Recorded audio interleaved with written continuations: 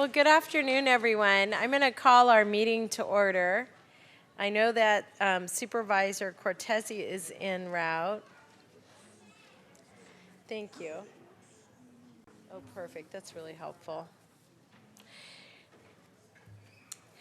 So what I'm going to do today is we're going to all introduce ourselves, then we're going to go to public comment, and then we're going to approve the agenda. So if I could, I think, John, do you mind if I start with you?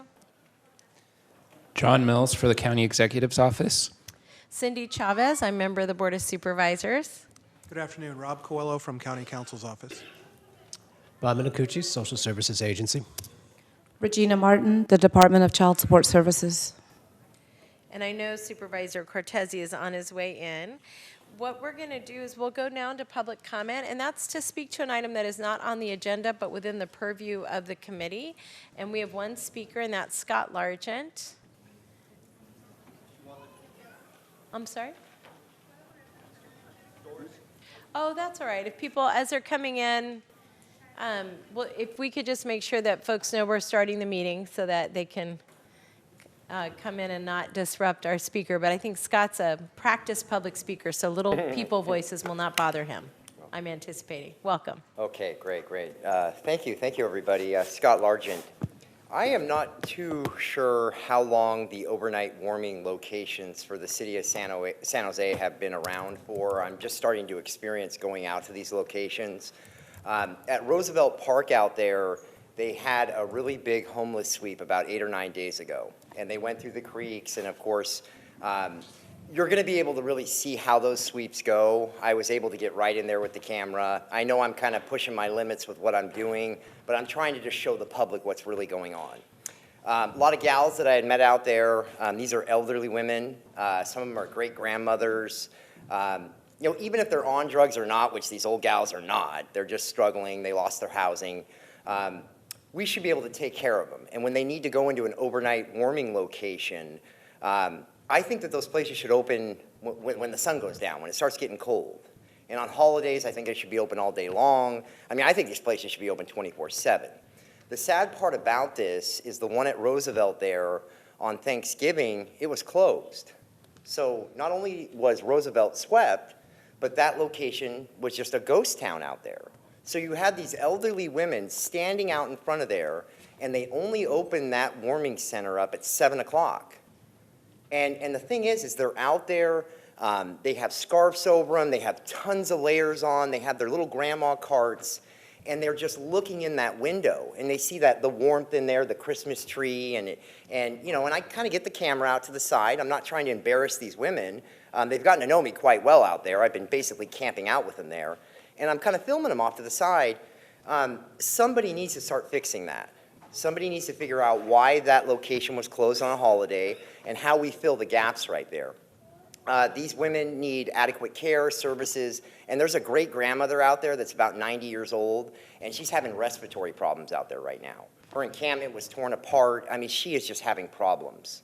And Supervisor Chavez, I understand, you know, downtown's kind of your district there. Make your way out to Roosevelt. They're not all mentally ill. They're not all gangbangers. They're not, you know, these are not bad people. In the video that I put up on YouTube, there are elderly grandmothers out there. And we need to help them out there. We really do need to, because I'm bringing them gloves, beanies, hats. You know, I'm bringing a propane tank out there with one of those Mr. Heater things on there tonight, because I want to keep them warm. There is a gap for 2 hours when that community center closes that some nonprofit sets up inside of there, and we have a gap right there. And they keep saying, because of contracts, we can't fill this, we can't do this. That's very sad. I mean, I have an EBD card, I'm broke, and I'm out there doing more than the city and the county can do. Okay, so we should be able to figure that out. You can just drive right by there and watch, or you can go on YouTube and watch. So I'd appreciate if you guys just get involved for these ladies. It's sad, so thank you. Thank you, Scott. Thank you. So we're going to begin our meeting. Thank you, Dave. What I'd like to recommend is that I'm going to put item 4 and 5 on consent, but 4 on consent, and that's our intergovernmental relations. And then we're going to leave 5 off because the staff wants to show some of the pictures from the VASC. And then I just wanted to say to everybody who's presenting, we're gonna, for everybody who's got a presentation today, we're asking you to present in 5 minutes or less. And the reason for that is, one, we have a full agenda, but the other is that we have a lot of speakers today, and I want to make sure that we can get the presentations, hear from the speakers, and then still have time for some discussion and direction. Is that all right with our presenters as you come forward? If that's a problem, just as you come forward, let us know. And with that, can we get a motion to approve the consent calendar and the changes to the calendar? So yes, I'll move the consent calendar as it was published, plus item 4. Is that Yes, your recommendation? perfect. All right, thank you. Thank you. So then we're going to move on to item 5, and this is the VASC, and I think we have a presenter. Welcome.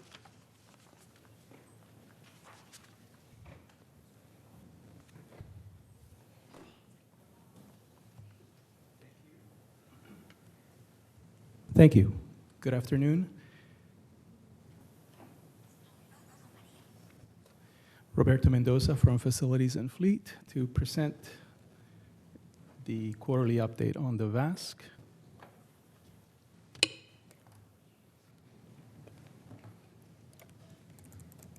So at this point, we've completed the design phase of the Vietnamese American Service Center.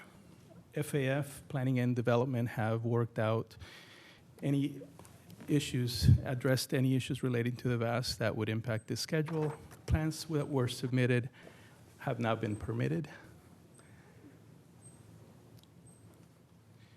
We have a contractor on site that has been mobilized. Design phase is complete, permitting is complete. The award of the contract is complete as well. And so currently the contractor is on site and mobilized, performing grading and compaction and preparing for excavation of footings. In the next few months, you can expect to have foundations, footings, underground utilities, and concrete slab, as well as the fabrication and erection of steel and metal decking, with an anticipated topping off event sometime in early summer of 2020. This is our updated schedule now with the actual concrete dates of when construction started and when the groundbreaking ceremony took place. We'll hold on other dates until we get more accurate forecasts. And I really just wanted to share with the audience and with the members of this committee our groundbreaking ceremony, which took place on November 23rd.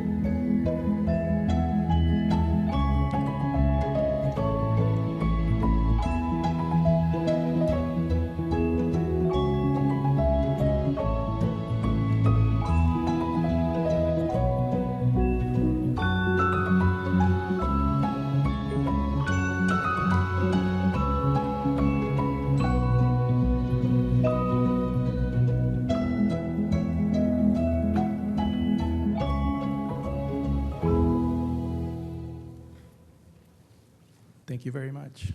Congratulations. That was an amazing job you and your team did. And to my own staff and to Dave's staff, it just was a really beautiful, special day. Thank you. We look forward to continuing celebrating milestones with the community as well. You know, one other thing, and I don't know if Steve Preminger's still here, but I thought that being able to educate the public both about the center, but also about the census, voter registration, and the We Are County campaign, you know, the buttons, that was just, made it all very special and really intertwined with a lot of other work we're doing. So thank you for that. All right, so we're going to move on to the Office of Immigration's annual report, and we have a lot of speakers on that item. If there are any other speakers, if you want to grab the yellow, Enrique, can you show folks where the yellow cards are in back? That way, if they want to speak, they can fill those out now. And what we're going to do is we're going to have the staff do a brief presentation. Then we'll go right to the public before we ask questions. And Enrique was our model. Did you see that? Yay, thank you. So with that, we'll go ahead and ask staff to come forward that's going to present on this report.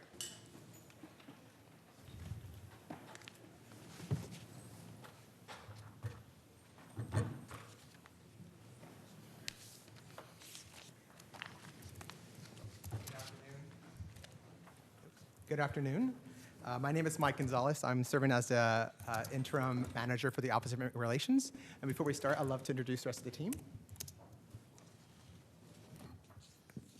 Good afternoon, Milena Jovanovic. Good afternoon, Kathy Robles. Right. So with that, I do have the great privilege of serving in this capacity. And I do want to thank the community-based organizations who are here today to acknowledge the work of the Office of Immigrant Relations. To increase capacity around accountability and transparency, we built a robust, comprehensive report this year. The report is divided in several ways to allow for the Board of Supervisors, our stakeholders, as well as our many residents to utilize the report in many different ways. Next slide. How do I change it? Oh, it's over there. Sorry. Is there a button? Thank you. So today, today's presentation will highlight some quick items, including county demographics, our project highlights throughout the year, impacts throughout 2019, and looking forward to 2020. In terms of the Office of Immigrant Relations mission is dedicated to providing a welcoming experience for all immigrants. We do this by increasing access to resources that support and educate and empower immigrant communities. The office currently has 4 areas that we focus on, which includes policy analysis, community investments, community building, and education. With that, I'm passing it over to Melina. In terms of the demographic snapshot of our county, it is important to highlight that 38% of county residents were born in another country. 60% of the total immigrant population actually comes from Asia, and 28% of the total immigrant population is comprised of Latino immigrants.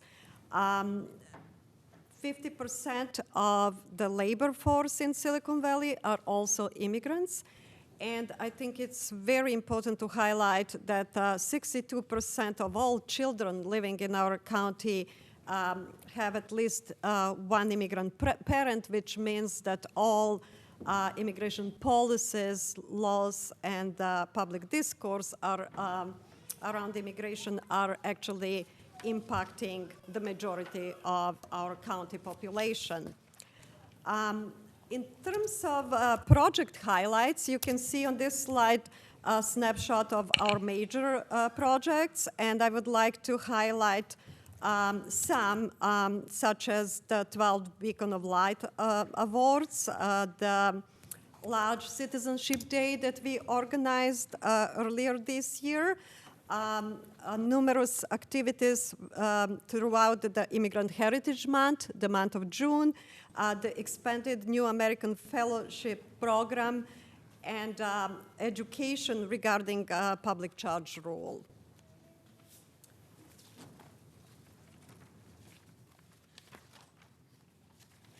Yeah, in terms of outreach and education, I also wanted to highlight that through community education And outreach, we were able to utilize media, and we actually reached more than 200,000 people.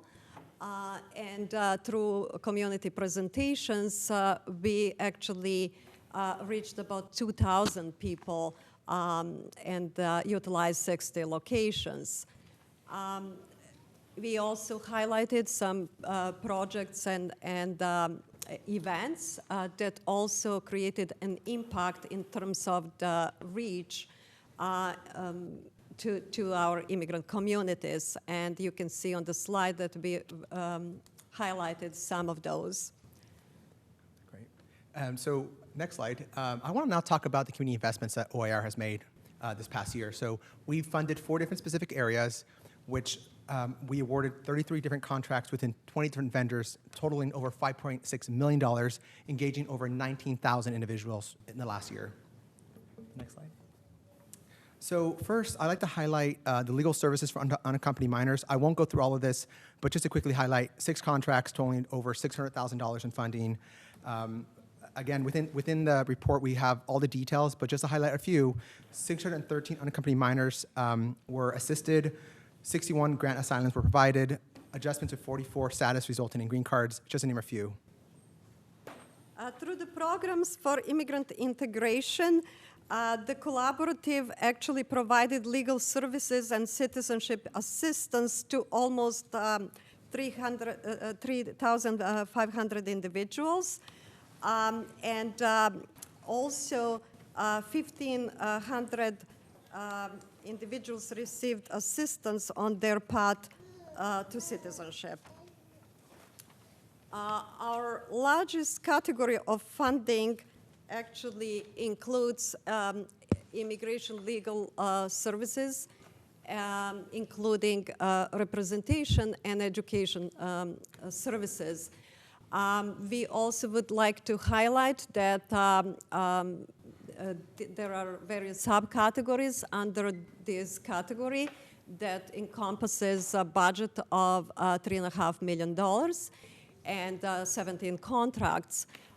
Through the Know Your Rights education and consultations and presentations, we reached 11,400 individuals. The Rapid Response Network answered 1,200 calls and activated 38 emergency attorneys.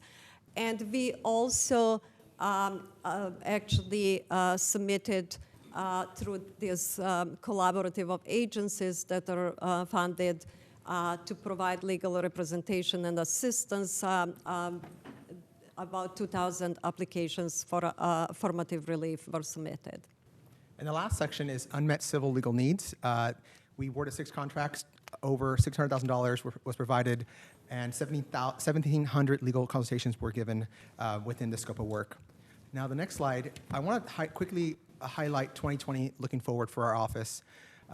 We have a few exciting items that we're happy to share. First, this year is the first year we've been working in partnership with Social Service Agency's Office of Contract Management, finalizing the latest 2020 rounds of RFPs. We are looking to start January 1st of 2020. Currently, we're going to be funding 15 organizations for an award amount of over $3 million. Second, I'd like to highlight DACA, Deferred Action for Childhood Arrivals. With the recent funding by the Board of Supervisors, we will be partnering with the DACA Collaborative to assist with application renewals this upcoming year. Thirdly, we were actually assigned to support the upcoming Truth Act Community Forum scheduled for December 10th. OIR has been tasked to lead and facilitate an interactive discussion with community-based organizations to answer questions in support of this initiative. And then fourth, public charge. As you might know, the public charge rule is the latest federal administration policy to impact immigrant communities. The changes to the public charge rule are not in effect. However, even though the ruling was halted, the chilling effect has impacted our residents from receiving the several services that they deserve. OIR has created a comprehensive response plan in partnership with our CBOs, legal service providers, internal agencies, and county council, which we'll be highlighting later on this month to the board. Next slide. So looking for any feedback you might have regarding the following items, First, we were instructed to create an interactive, robust referral system in partnership with CBOs to strengthen and formalize a system that would not only help providers but connect individuals seeking relief. In doing so, an organized system that we want to create will help triage, stabilize, integrate, and yet support all critical needs of our communities. So OIR is currently in the development phase, and we hope to finalize this very shortly to integrate it into the upcoming RFPs. Second, managing secondary trauma. Community-based organizations have expressed heavy caseloads that are emotionally trying and cases that are challenging and time-consuming. Our office has been asked to provide support and training to CBOs about managing secondary trauma, and recently OIR has collaborated with the Behavioral Health Department to provide such training. We look forward to providing continuous training of this moving forward to 2020. In regards to DACA, our New American Fellows this past year program was very successful. However, we understand the potential concern around DACA and its legal status. I just want to mention that OIR has a tough road ahead when it comes to if anything were to change. However, I want to mention that our office, as well as the Division of Equity and Social Justice, would like to partner with the Board of Supervisors, County Council, and county executives if anything were to change. And then lastly, media partnerships. We understand that community-based organizations have expressed to us more often than not the greater need to ensure that we partner with our media, because we want to counter the widespread of fear in our community. So we want to start hosting what we call media roundtable discussions, and we first want to start this with public charge upcoming year. With that, the last slide, I just want to acknowledge the rest of the team. Who is not present today is Teresa Castellanos and also Carolyn Lay. And with that, I'd love to pass it back to you. Thank you. We have two members of the public who would like to speak, or three, and so I'm going to ask them to come forward. And we have a lot of speakers on other items, so I'm going to remind folks, if we can, just to be brief so we get to hear from everyone. Carol Stevenson, and we're going to put 2 minutes, thanks. Paris Scott and Valdo Drozdek. And I apologize, I'm sure I said that incorrectly. Welcome. Hello. So I'm Carol Stevenson. I work at Sacred Heart Community Servants, and I'm a coordinator for the Rapid Response Network. So when our neighbors and family members and friends and colleagues feel threatened by ICE enforcement in Santa Clara County, there's a number they can call, and that's the Rapid Response Network hotline that operates 24 hours a day. And they do call. We've received thousands of calls since we were initiated in 2017. And in fiscal year 19, we activated emergency, same-day attorney consultations for people being detained 38 times, urgent consultations that were people at risk of being detained imminently 21 times, and we sent ICE activity alerts to our responders 62 times to observe ICE activity or to make sure that there was no ICE enforcement happening in our neighborhoods. And as summer approached earlier this year, our federal administration specifically threatened increased ICE enforcement on our communities, and as intended, created an atmosphere of fear across our country. But we were ready. With the Know Your Rights trainings that we and other agencies have been doing for years, so people know how to assert their rights, and with dispatchers fielding calls day and night, responders were on high alert. We got through that time together as a community. We let this community know that we're not going to stand for threats against our people. The network motto is to fight back with power, not panic. We also build power in communities, and this fall, we built power by bringing together 30 families that have been assisted by the Rapid Response Network to talk about immigration rights and their role in the immigration system and how they can work together to make changes and to assert their rights. Thanks.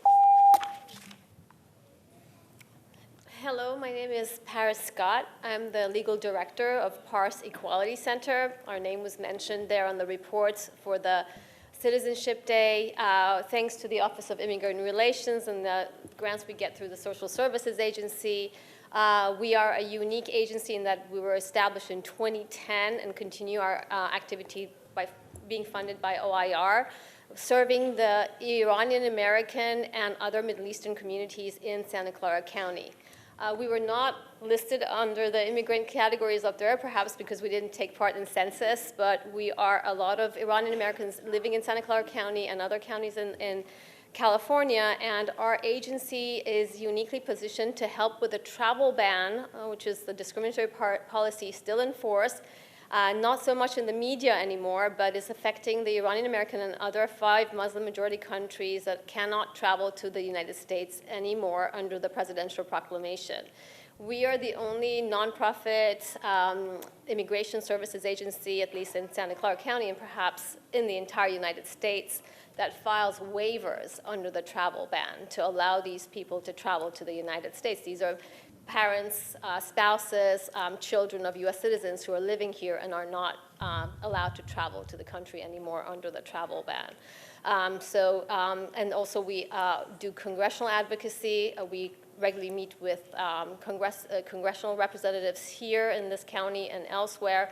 And we also file litigation challenging the discriminatory travel ban policy, plus all the other immigration relief services that we provide. So just by way of introduction.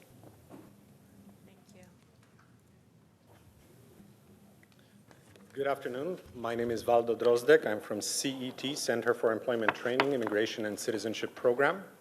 I'm speaking to you today on behalf of Monica Limas, who is our program director. Unfortunately, she was not able to make it today due to illness. Due to the anti-immigrant sentiment and policies being implemented by the current administration, access to naturalization services is more important than ever. The citizenship application fee is going up by 83%, from $725 to $1,170.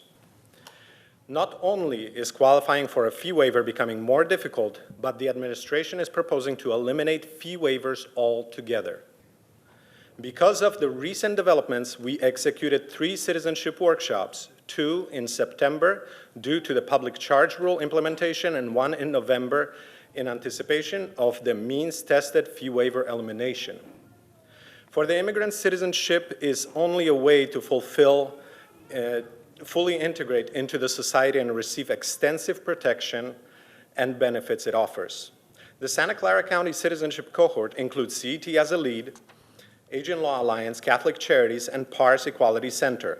Our 2019 Citizenship Day event educated approximately 1,200 individuals regarding the naturalization process. 350 individuals were given an in-house appointment to discuss their completed case. Approximately 500 individuals were screened for eligibility, and those eligible received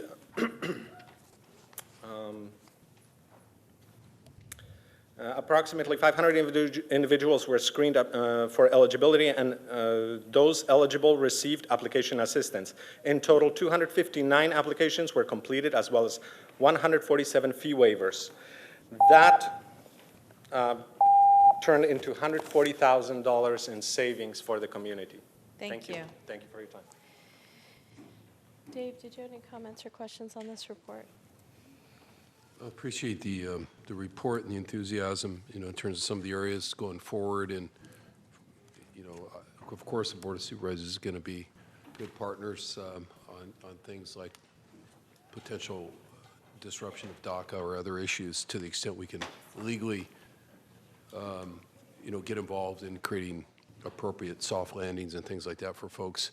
I just want to say, with regard to the speakers, without us trying to get into the details of all the various things that were just brought up, including the Iranian involvement in the census and so forth. I know we have not just a panel, but other people like Steve in the audience that can make sure that the folks who spoke are fully connected with the appropriate folks, whether it's Nick Kawada or on the census side, or Mr. Campos and the as Deputy County Executive or so forth. Just I know that they want to make sure that we are not only inclusive, but we're actually, being proactive in those areas that were mentioned. So it's as diverse as the community is. The greatest fear we have always is missing, inadvertently, failing to involve at the fullest possible level some group or some entity or some organization that could really be helpful in moving the agenda forward. So I just want to make sure that, without us formally directing each and everything that was brought up, that you folks hook up with them. And also, I know our staffs are out here from Supervisor Chavez's office and my office to make sure that the speakers are connected with our offices as well. Thank you. So a couple things. First of all, I want to thank the speakers for coming out and making us aware of the work you're doing. And just a couple things that that I want to follow up on. One is that as it relates to media, I think maybe, Mila, you were the only person here, maybe Katia, but when we very first started making more large investments in the Office of Immigrant Relations. So prior to the office existing, all of our contracts were going through social services. And while I still appreciate them managing the contracts, the idea behind both creating the office but also adding that significant investment was better, so we could better leverage our investments across different programs. There were two things that that we wanted to make sure that the office kept. One was media relations. And the reason that we did not want to contract that out was we really wanted to do a better job of helping the entire public know not just the services that were provided, but that we were a welcoming county. And we recognized that those investments were going to be significant. So I think it's really important that we continue to work with the nonprofits on how we get the word out. But I cannot emphasize enough how much I do not want to see media resource money going into contracts, that really be focused on direct services, and that's something that you continue to play a leadership role in. So that's the first thing. And then the second is that I think that, first of all, I thought the report was really good. I don't have a lot of questions about that. I do think that it's going to be important, if you get an opportunity to present this to the full board, which I'm going to recommend that you do, that we be able to do two things. One, you've got to get it into 5 minutes. The boards are more crammed than we are. So that's really important. And I think it's really important to focus on the investments that we have, the outcomes that we have, that moving forward. And I really like the idea of giving people a picture of what you're going to move forward working on. That being said, I think it's also really important that as you make these presentations public, that we integrate in all of the roles of different county offices in your work. And the reason is that we're trying to help the entire county understand how integrated our work is. So for example, the work you've done on public charge, in large part, the county councils played a leadership role in fighting that at a national level. And I think being able to demonstrate, here's what's happening in the courts, here's the communication that's happening at a local level, and here's how we're working with our partners is really critical. So that integration I just think we have to figure out a way to highlight it. And lastly, and this is really in no particular order, but the other thing we wanted to make sure of is that if we were investing money in services for people who are undocumented, that we know exactly what they're being charged for and what we're paying for. And the reason that's important is that we've had any number of folks who've come to see us to say, well, our agency isn't charging for legal services, but they are not helping DACA students pay for the application.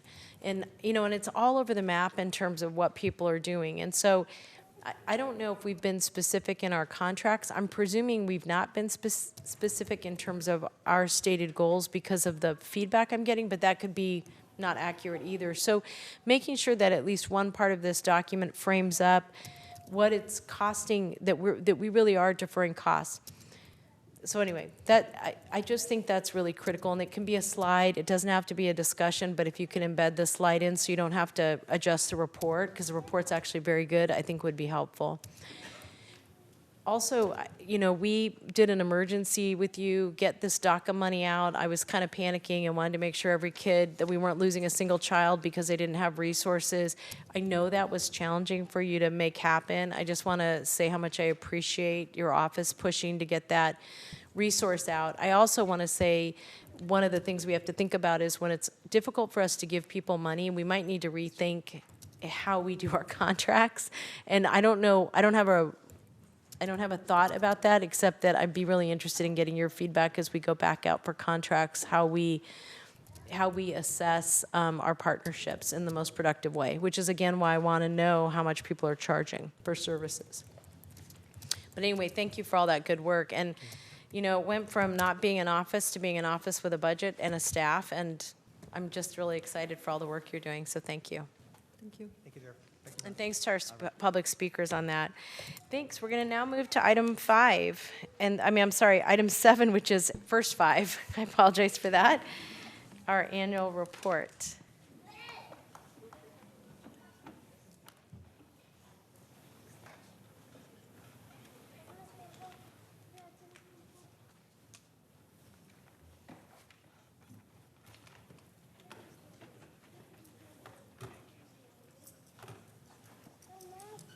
Thank you, Colin. Good afternoon, Supervisor Chavez, Supervisor Cortese. It's our honor to be here today talking to you again about what we've done this past year, as we do every year. As you know, I'm going to introduce my colleagues first. Tyson, why don't you introduce yourself? Tyson Jew, Chief of Communications. Tracy Hawes, CFO of First 5. Okay. So I'm going to go fast, read it quickly, because I know I have 5 minutes, and supervisors, it's very hard for me to do anything in 5 minutes, but I'll do my best. In fiscal year 18-19, First 5 Santa Clara County served over 184,000 children, parents, caregivers, and providers. I think what's important to note here is that we do it in 4 basic areas: health, which is social emotional health, family strengthening, and a severe focus on this last year, intense focus on early learning. But what we do is we look at it from a whole child, whole system approach. So the 184,000 that we served has been with training, services, as well as based on solid research, but it really importantly, as well as community engagement. It's very important in the neighborhoods. First 5 in 18-19 invested $27 million into the community. But due to a statewide decline in our cigarette tax sales, which is our double-edged sword, we always want folks to quit, but it's also our revenue. But we've dealt with it in a different model that I'll show you in a second. Due to our statewide decline in our Proposition 10 revenues, we averaged about a decline annual of 3%. 58% of our revenue, as you can see, comes from Proposition 10 cigarette tax. First 5 has been able to offset the declining revenue from Prop 10 with a funding strategy. The funding strategy seeks to leverage opportunities and grants from our external partners and with a strong sustainability plan. So we provide seed money to offset into sustainable systems for long-term impact on our community when we are no longer here.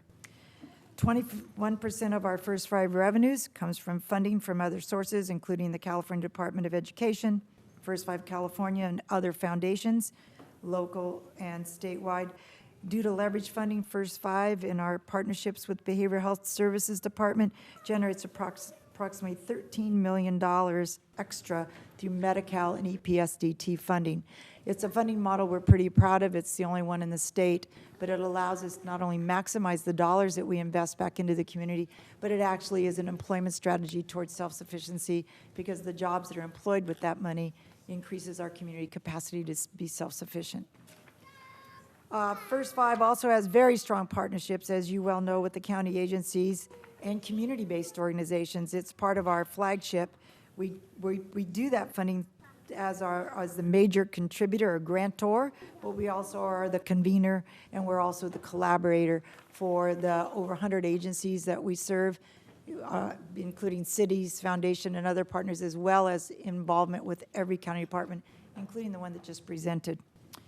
Some of our highlights with our partnerships this year include the implementation, and we're very proud of this, There's only 2 other counties in the state that can boast that we provide universal developmental screening at 100% saturation in every one of our county clinics. And next week, we're meeting to establish that with the increased Medi-Cal revenue at our community clinic settings. But it's through our really intense partnership with the health and hospital system that we're able to do this. Our behavioral health services department and Gardner pediatric clinics.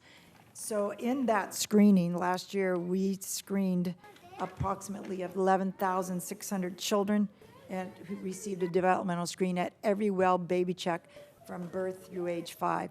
And they're connected to a medical home and an oral health care home through our Baby Gateway program at the major hospital, all of our hospitals, through the Healthier Kids Foundation's contract. So moms who have their babies are immediately connected to a medical home. They don't leave without that connection. That's one of the ways that we've been able to increase our screening in our partnership with the health and hospital system. In early learning, as you well know, we're partnering with you in the Universal Access Pilot with our county executive's office, the Board of Supervisors, Santa Clara County Office of Education. You've heard all these reports with Almrock School District, Franklin McKinley, Somos Mayfair, and other community-based organizations and stakeholders.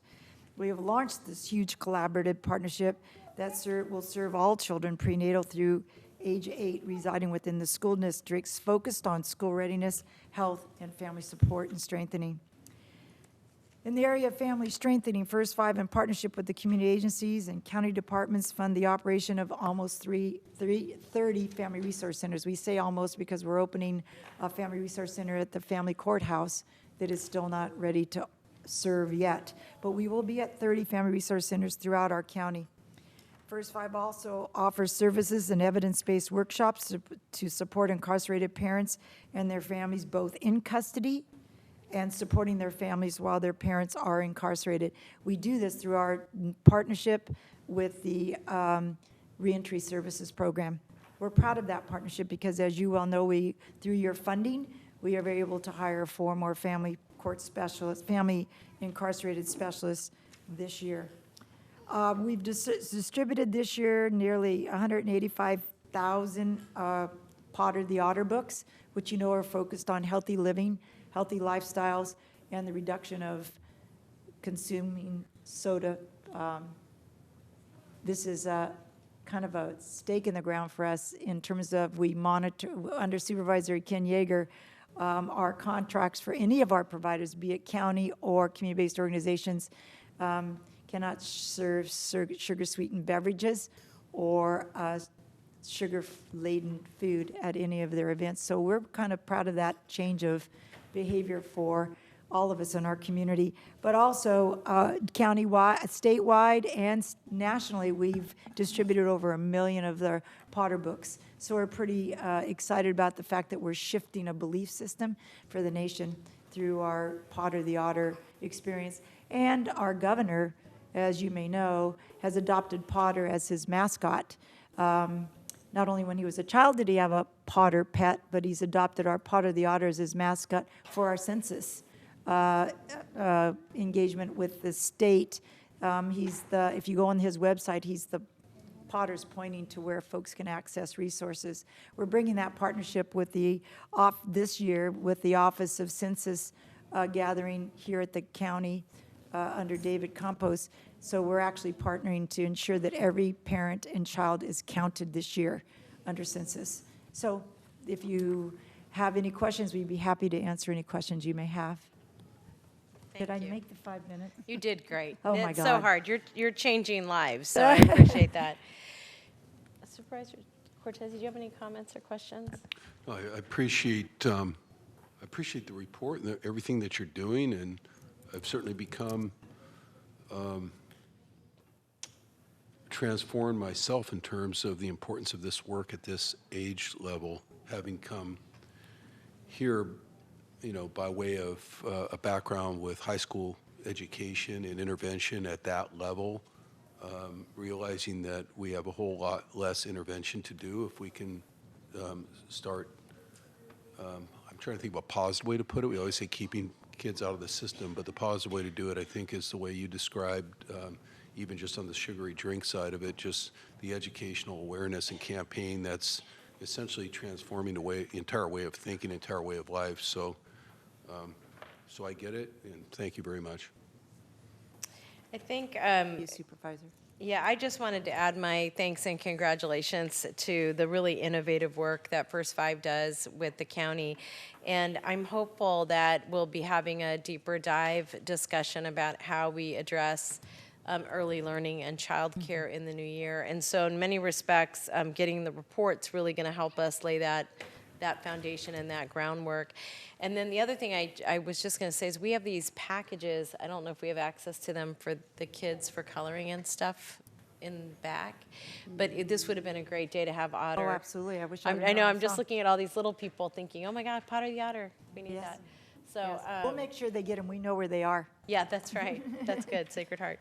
All right, well, thank you very much, and we'll look forward to revisiting with you, I hope, in the first quarter to talk a little bit about our role in childcare and Right. early learning. We're looking forward to that, Supervisor. Thank you. Thank you. With that, we'll move on to the basic income pilot. And if we could have our presenters come forward on that, would be great. And then we have one speaker as well. So we'll hear from the staff, then the speaker, and then us.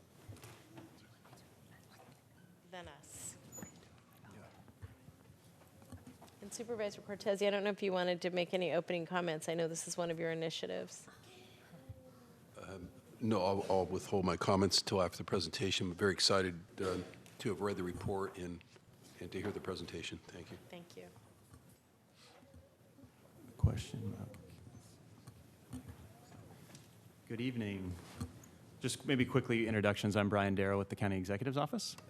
Good evening. I'm Sandhya Hermon, Deputy Director, Social Services Agency. So as was mentioned, this is a report back on Supervisor Cortese's August referral, where the board asked us to return to CSFC with options for implementing a basic income pilot program for young people who are transitioning out of foster care. So in response to the referral, administration convened staff from the Social Services Agency, from County Council, as well as the County Executive's Office, and did some preliminary research on basic income models that are out there in other parts of the country and world, as well as looking at some of the data regarding our foster youth who are aging out. We did some initial analysis there too, and we have begun a preliminary design for a potential pilot program that would include an evaluation component. This slide just covers some of the basic elements of universal basic income programs. They're also known as UBI. More history and background are provided in the written report. UBI as a concept is getting a lot of attention nationwide right now, and there are several privately funded pilot programs that are happening. They provide unconditional payments, but eligibility is at least somewhat tied to an individual's income or at least the neighborhood that they live in. So I don't want to go through these in too much depth given the time limit, but there's a program in the city of Stockton, there's a program in Jackson, Mississippi, and then Y Combinator has a very ambitious plan that's just rolling out now that they're going to try to implement in 2 states, and they've started in Oakland with a very small sample size. But just to call out one thing, I bring up the fact that these programs are unconditional in terms of payment, but eligibility is somewhat narrow, just to highlight that the U in UBI is a little bit misleading. In most cases where this has been implemented, it's focused on a target population. So it's not truly universal, and there's very good reasons for that. But that's also what we're proposing here per the board direction, would be to focus on foster youth, particularly foster youth who are transitioning out. Next slide. This is just some examples of the common outcomes that are being studied in these different basic income pilots. But I'll move on and let Sandhya talk about what we're thinking about doing here in Santa Clara County. Great. Thanks, Brian.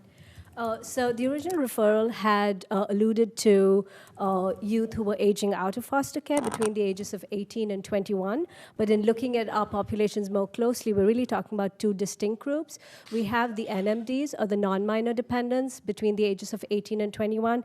And most of them, currently there are 195, most of them have open dependency cases, and so most of their needs are met through DFCS. They have housing supports, social workers, stipends, stipend and other educational supports that are provided. However, on the other, on the right-hand column, you'll see that we have our transition age youth who are exiting foster care. These are our youth over between the ages of 21 and 24. We currently have about 58 a year, and they typically average between 50 and 60.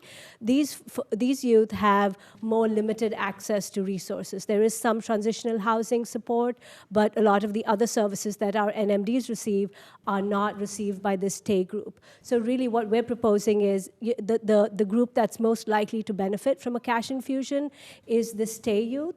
I would like to point out that the number is quite small. We just have 58 on average. So if we wanted to think about this as a bigger pilot with more numbers, we could look at youth over the age of 25, or some of our NMDs who have opted not to have open dependency cases. So those might be ways in which we want to expand our sample size.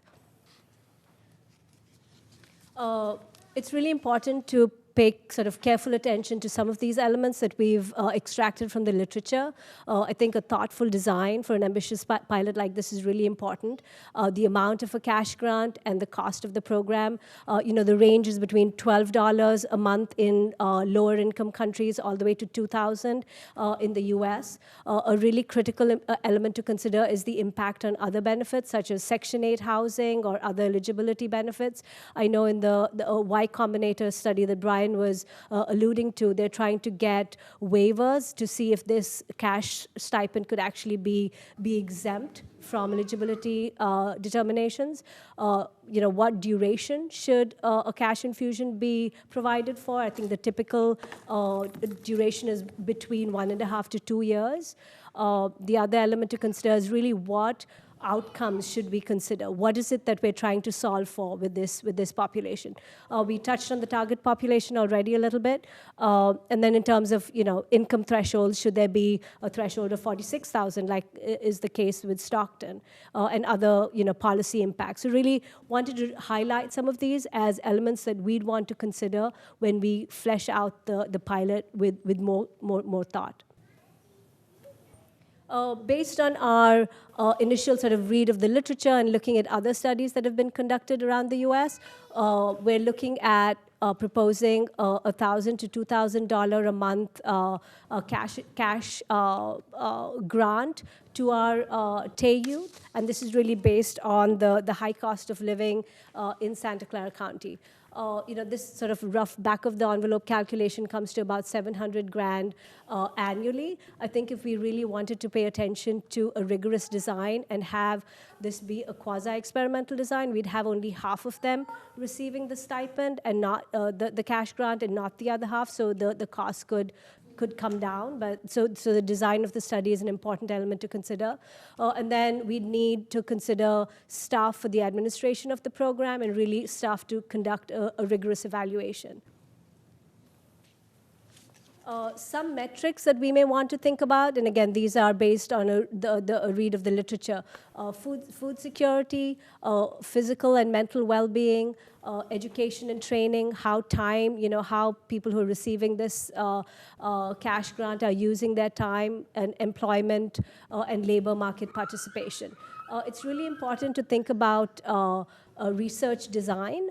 We would ideally like to go with a quasi-experimental study where we have half of these youth randomly assigned to sort of the experimental condition where they get the UBI, the other half to a control group where they don't get maybe they just get a very small amount of money to have them stay kind of invested in our study. But I think that kind of design would really help us answer questions around the effectiveness of this cash grant. A study in Mississippi also looked at including additional services. So just the provision of cash to low-income women did not really result in any positive outcomes. What they tried to do there was pair the cash with additional services. So that's something we'd want to look at possibly as another intervention. The cash grant and the provision of additional services. In terms of data gathering, I think we'd want to, use surveys, interviews, focus groups, existing data where possible. We have a lot of administrative data that we can already access. We'd need to get sort of, consent and waivers to be able to access those. But we'd love to have a rigorous design that has a baseline evaluation, a midpoint, and an endpoint approach. So there is a lot of interest among the philanthropic community for basic income pilots, and including the 3 pilots that I already mentioned that are funded mostly privately. So if Santa Clara County was to launch a pilot, we anticipate there could be some interest from that community here as well, and we've started some preliminary conversations with folks. If the committee wants us to continue down this path, we would ramp those conversations up and see what level of interest is out there, not only because there could be partnership from a funding standpoint, but also there's some thought leaders that are involved in funding. Dorian Warren is one person who comes to mind who's involved in the Economic Security Project, co-chairs it. They're the group that funded both the Jackson, Mississippi and Stockton projects. And he has a lot of experience with community-based organizations and would be a good person to talk to. And there's a number of folks like that. But there's other stakeholders, if we were to move forward, just to summarize, that we would want to reach out to. This is a preliminary report. There's a lot more work and analysis that we would need to do, but again, if the committee would like us to sort of continue down this path, we'd want to not only talk to some of the stakeholders I mentioned, but also talk to folks with lived experience, so talking to foster youth themselves, as well as advocacy organizations that work with that population to understand unmet needs and understand how this program could be designed most effectively. So we were hoping just to check in, see if we're headed down the right path, and get a chance to answer questions or take any guidance. So thank you. Thank you very much for the report. We have one public speaker. I'll take that public, or maybe two public speakers, and then I'll turn to the board. And I'd like to invite up Giselle Huff and David Lowe. Welcome. Good afternoon. I'm Giselle Huff, the president of the nonprofit I founded, the Gerald Huff Fund for Humanity, in memory of my late son, who was an ardent proponent of universal basic income. The fund's mission is to advocate for UBI and to fund projects that promote it. Among those are the Basic Income Experience, the UBI Calculator, and the Basic Income March that took place on October 26th in 30 cities, in 13 countries, on 6 continents. I'm so excited that the Santa Clara County is discussing this pilot for transitioning foster youth for 3 reasons. 1, that underserved population will be getting a new lease on life through a unique program, Santa Clara being the first county to explore such a project. When the program shows positive results, it can then be extended to other social services that the county provides. And 3, Santa Clara County is known for being very innovative and a model for other counties all over the country. What better way to demonstrate to the nation how UBI can affect the lives of marginalized people? For 21 years, I've been the executive director of a small family foundation in San Francisco focused on transforming K-12 education. In that position, I served on several startup nonprofit boards and monitored the activities of hundreds of grantees. In my experience, the most successful projects are those that include the embedding of a professional researcher in the design stage. And I'm here to pledge to fund such a person for Santa Clara County. Her name is Jen Dempsey, and she has worked with the New York City Administration for Children's Services and produced, thank you. Well, thank you very much. That's not every day when people come to offer us money. So, well, thank you. David? Welcome. Good afternoon, committee members. David Lowe. I'm speaking on behalf of Destination Home. And I want to first off thank the board for your interest in exploring this kind of UBI pilot, as well as staff for their great work kind of teeing up this issue. At Destination Home, we really see UBI as one of those type of programs that could really help us make a dent in reducing and preventing homelessness in our community. And so we're really excited to see the county looking to see how we could take this step forward, and we want to also offer our help to see how we can partner with you to make that happen. I think there are a number of different ways we could plug in, but in particular, I wanted to mention we have an existing partnership with the University of Notre Dame's Lab for Economic Opportunities. They're helping us with program design and evaluation of our homeless prevention system. And in some of our informal talks about UBI in the past, I know they may be a type of organization we could also bring to the table and see how we can plug in. So once again, we just wanted to thank you all for the work on this. We're really hopeful that you'll continue moving forward, and we'd love to see how we can help make it happen. Great, thank you. Dave? Thank you. Thank you very much, Chair Chavez. I know we both have a great interest in this, and the Board of Supervisors indicated a strong interest in it when the referral itself was put forward, and that's encouraging to me.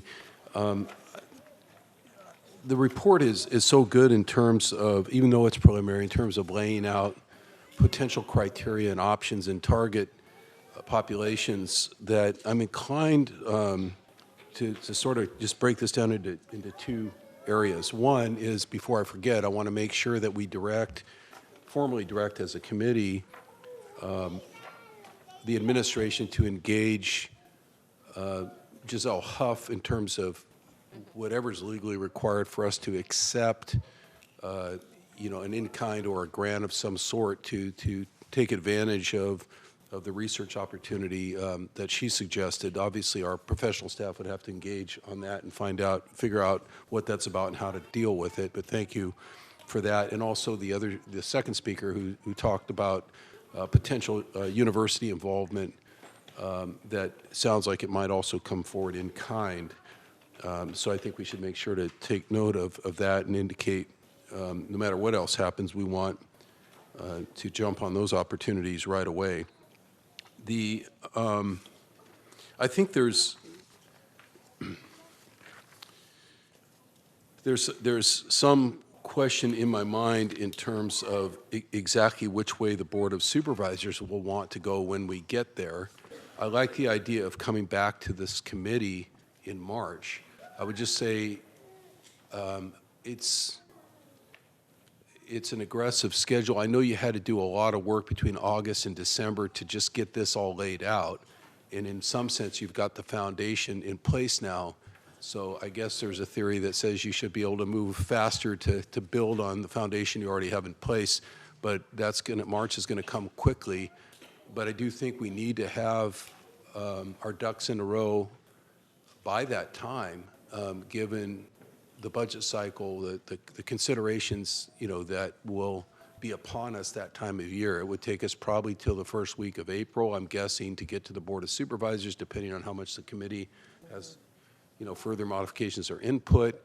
And as everyone professionally here knows, that's just a few weeks away from budget study sessions in May. So not that this is an overwhelmingly large budget commitment, but there's so many moving parts, talking about the potential to attract foundation support and private sector support. I just want to make sure we don't get hung up. So I'm not trying to sort of crack the whip. I'm just trying to remind that it's a good schedule, but it's a tight schedule, but it's achievable. But obviously, everyone obviously pretty busy on this to meet that schedule.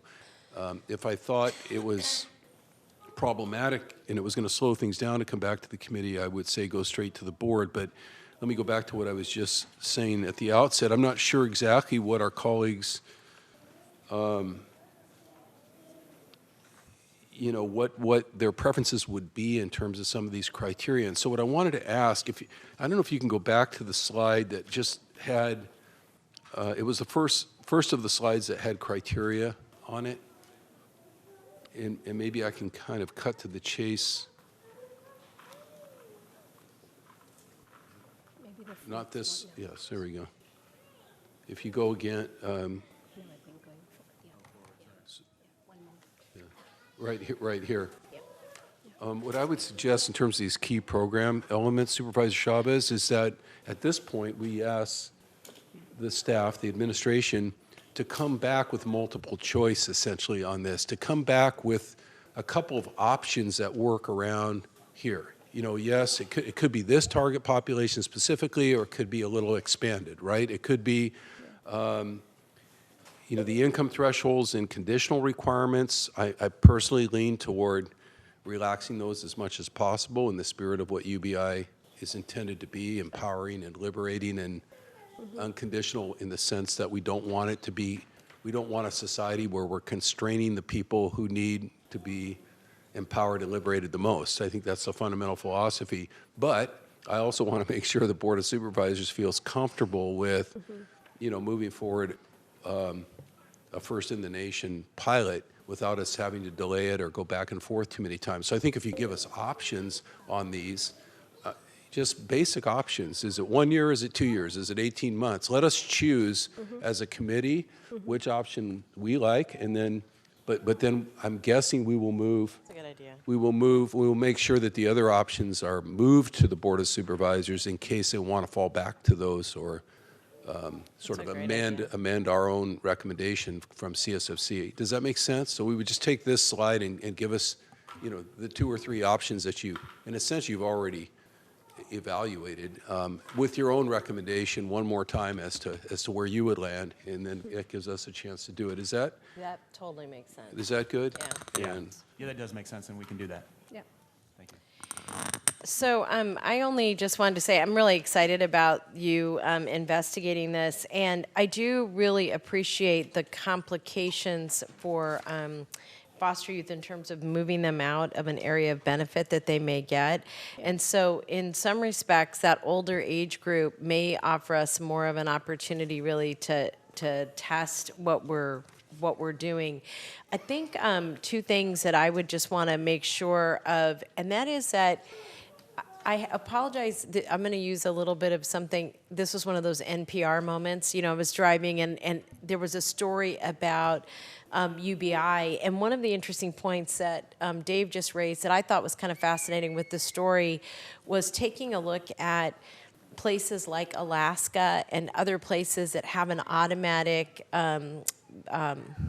reinvestment in the community from oil or other things. And what I thought was interesting is, as I was listening to it, I was thinking about whether or not that was analogous to UBI, because essentially everybody is getting a boost in the community, and I don't know how you would ever test the impact on that, or if someone's done a study. I think the reason this came up as an issue was that there was some discussion about whether or not the state of California would ever consider doing something like that relative to oil and gas exploration. So it was a subset of a story, but I just would be interested, as you're looking through research and literature, whether or not states like that have had a common investment strategy that has a rate of return for its populace, if that's been investigated to look at what the implications overall have been, impact and implications for the population, and even for the economy, which I don't know the answer to that. Yeah, there have been studies done on the Alaska program.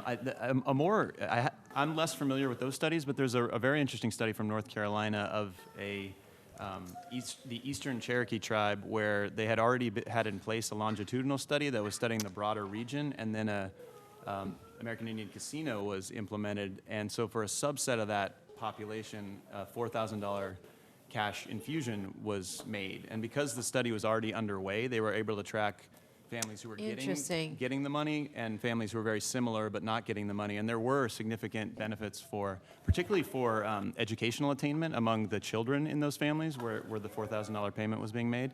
Wow. And again, they were able to track it over time. So that's one of the more interesting ones. I don't know. I think even in terms of health outcomes, the low birth weight babies, all of those sort of medical outcomes improved quite dramatically too. And I think in Alaska as well, there were health outcomes for children, educational outcomes, and then overall sort of well-being outcomes that were tracked. One recommendation I would make is when this comes back to us, if you could just attach the studies that you think are most relevant. You don't have to print out the 82,000 pages, but if you can attach the summaries of those, but the link so that us or the public has access to them, I think would be great. Because that actually helps people think about context a little bit. Because UBI as a slice of equity is it's something that people are still trying to understand as a community. So thank you for that. All right. Oh, go ahead, Dave. No, I want to do an acknowledgement. And for those who wouldn't know, sometimes I assume what I know and impute it on everyone else. But Giselle Huff didn't just parachute in today with an offer. It was really Giselle and Rick Keating, who's done some unrelated work for the county in the past, had contacted me months ago, before August, in the early summer, and said, what's the possibility of some kind of a UBI program in Santa Clara County, of course, given Giselle's background in focus on this issue in her foundation. And we landed on this basic concept that you brought forward today, or that was in the referral in terms of the foster side of it. But I just want to acknowledge her, because I know she came all the way down here from San Francisco today, not only to testify, but to make us an offer that I wasn't even expecting. So thank you so much for that. And I also want to address something I failed to address earlier, because I don't want to leave you in a quandary about it. Supervisor Chavez, I don't know how you feel about this, but I think if we feel the same way, we should be clear. The idea, I understand that an experiment that would maybe hold some more statistical validity would be to sort of split the population and have the haves and have-nots, but I don't think that's us. I don't think we should do that, even though it might give us a different, a kind of a finer set of data points. I think first and foremost is a humanistic concern of making sure everybody's at the table in this case. But what I would say is this, and because I think you raise a good point, and maybe Greta Hansen and people who have been working with data in a broader sense could be helpful on this in terms of getting data to us and the Board of Supervisors in March and even after March, is to go back and look and see what we can do in terms of crunching the data that we already have on transitional age youth in terms of caseload, right? We have a rolling transitional age youth, so if we wanted to go back for 2 years or 3 years or 4 years and say, and take a snapshot of, as best we know, what has been, without UBI, of course, with that population, what does the baseline look like right now? What has happened? We don't need names. We don't need social security numbers. All we need is there were, whatever, 152 per year each of the last 2 years, or 150 over the last 2 years, and here's what it looks like our experience was in terms of the data that we do have available, and just sort of keep that in a permanent parking lot as a little bit of, somewhat of a baseline, to hold up against the results that we get from this pilot, assuming it goes forward. Does that also make sense?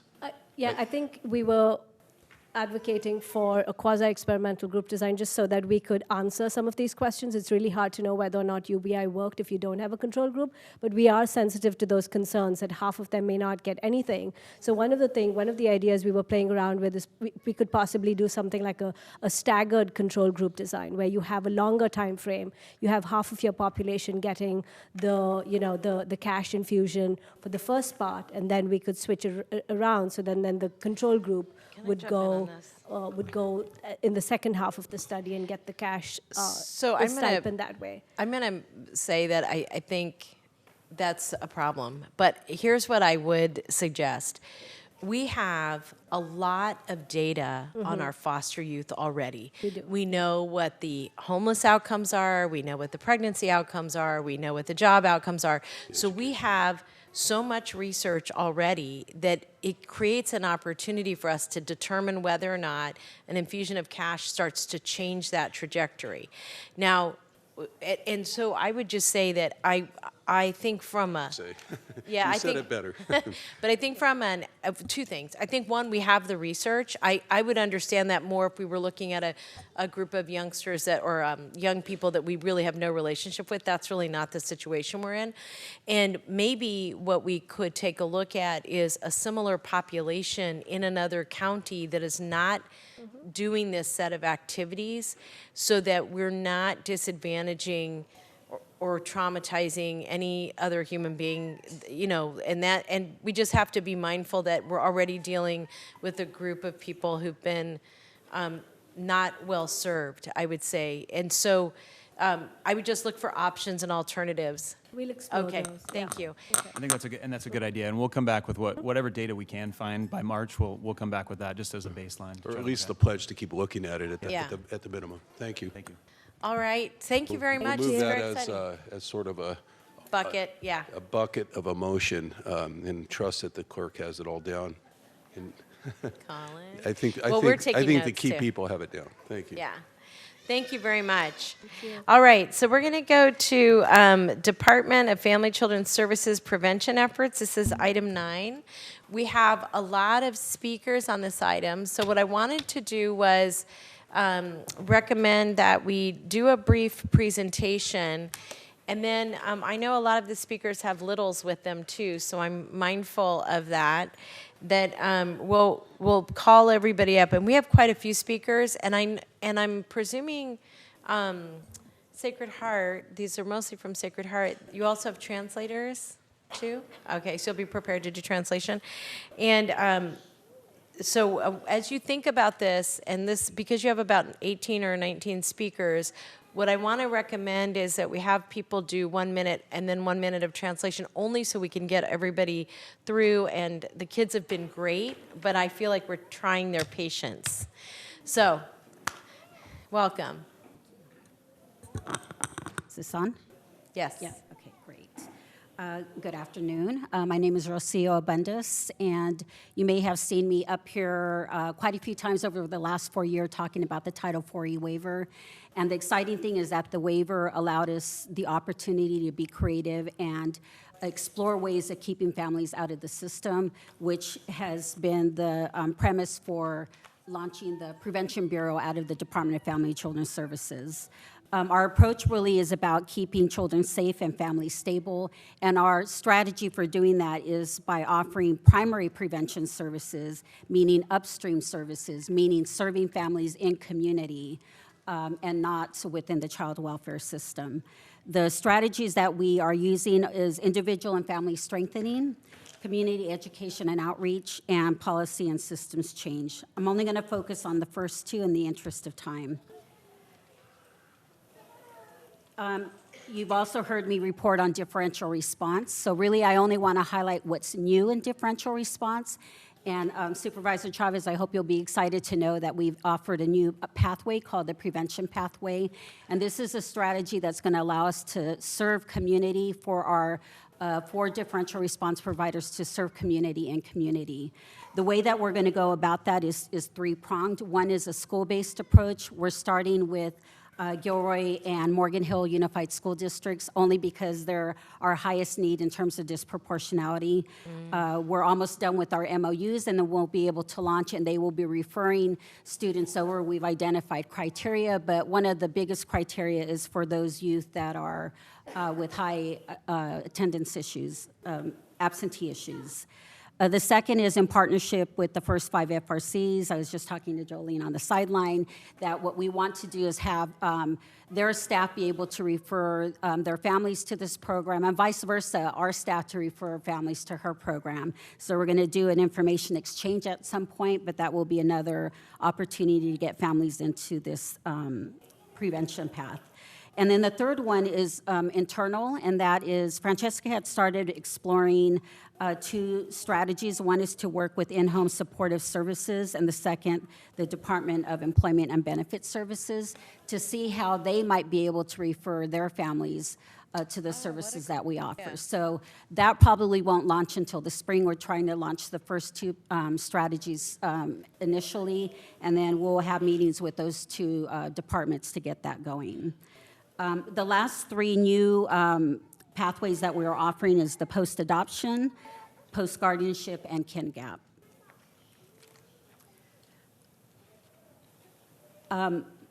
My small but mighty team goes out to the community and puts their ears to the ground to listen to where gaps are. They have been attending the Mayor's Gang Task Force here in San Jose. and noted that there was already strong partnerships with New Hope for Youth to provide gang prevention for those youth that are already in gangs. And what we really wanted to do was to offer the same support service for youth that are not in gangs but maybe posturing. It may be siblings, there may be other situations. So we're really excited that we've been able to contract with New Hope for Youth. We've been working with them for a little bit over a year. And so I wanted to just offer a tidbit of information. So for the youth that participated in the program and completed their post-assessment by the end of the fourth quarter, meaning 1 year of services, 50% of the program participants had a prior arrest at their time of enrollment, but after completion of services, less than 7% had an additional arrest post-program. Secondly, at the time of enrollment, only 11% of program participants had employment, but by the end of their participation in the program, 21% had employment. So these are just 2 success points that I wanted to mention, knowing that you have all the other detail in the report. I'm excited to talk about the Resilient Families Program. This is also brand new for the department. We've been partnering with Dr. Barbara Burns from Santa Clara University, Sacred Heart, and Ana Morante who works both in Gilroy and San Jose. And we've been able to launch this program. It's really an opportunity to provide parents with parenting education and support. But what I love about this is that it's community-led, so the facilitators are from community. They are called promotoras. And in Gilroy, what is unique about Gilroy is they have an additional component called the madrinas in Gilroy, and they offer up to 1 year of coaching in addition to everything else. They also are about a year into their operations, and yet they're already showing results as well. So we use the Protective Factor Survey, and the results from that survey indicate that the Resilient Families Program is accomplishing our desired outcomes. Significant increases in the domains of family functioning and resiliency, nurturing and attachment, and child development and knowledge of parenting provide support that the program is achieving the goals of increasing parents' ability to cope with stress, increasing health and positive interactions. So that's just, again, another quick tidbit of success, knowing that we're just a year into the program. Be Strong Parent Cafe is brand new, as in just launched. This is a research and informed practice strategy to provide parenting support in community in venues that feel safe to families. That could be in a cafe, that could be in somebody's home, that could be at the library, that could be at the park. Whatever venue it feels safe for families, that's where the service would be provided. Every workshop we offer dinner to create community, babysitting, and raffle prizes. Babysitting is important, families work, and so to be able to offer that support to them is really important. Peer-to-peer learning is what I want to emphasize here, is that, again, the cafes are facilitated by folks from the community, and they share life experiences of parenting challenges and how to deal with it. Our partners in this program are Somos Mayfair, ICANN, Catholic Charities, and Rebecca's. Oh, I'm sorry, and Schooling Services. Coming soon in this model will be a dad's cafe. Dads have needs too, and dads have challenges as well in parenting. We also want to offer a Vitality Cafe and another one called the More Perfect Union. Lastly, we do a lot of community outreach and education. Again, we go out to community, have our eyes and our ears down to the ground to hear what's going on and what the needs are. But we also like to support community events to provide a different opportunity for community to see the department in a different way, to see us as partners and not baby snatchers, that we're there to help them and support them. So this is just a listing of some examples of key events that our staff have participated in. One thing I wanted to highlight that is not in here is our Community Prevention Summit. We just held a summit, I want to say almost a month ago. We had probably 80 to 100 people come. It wasn't your usual suspects of agency staff. It was a mixture of agency staff and true community, including foster youth, who came together to talk about prevention, child abuse prevention, and what we're going to do together as a community to address this issue. So we will be doing yet another summit in February, and we would love it if you or your staff could come. I wanted just my staff to stand up to get acknowledgement. We're a very small team, but they're very diligent in their work. If they can just stand up so that they can be noted. Look at the enthusiasm in standing up.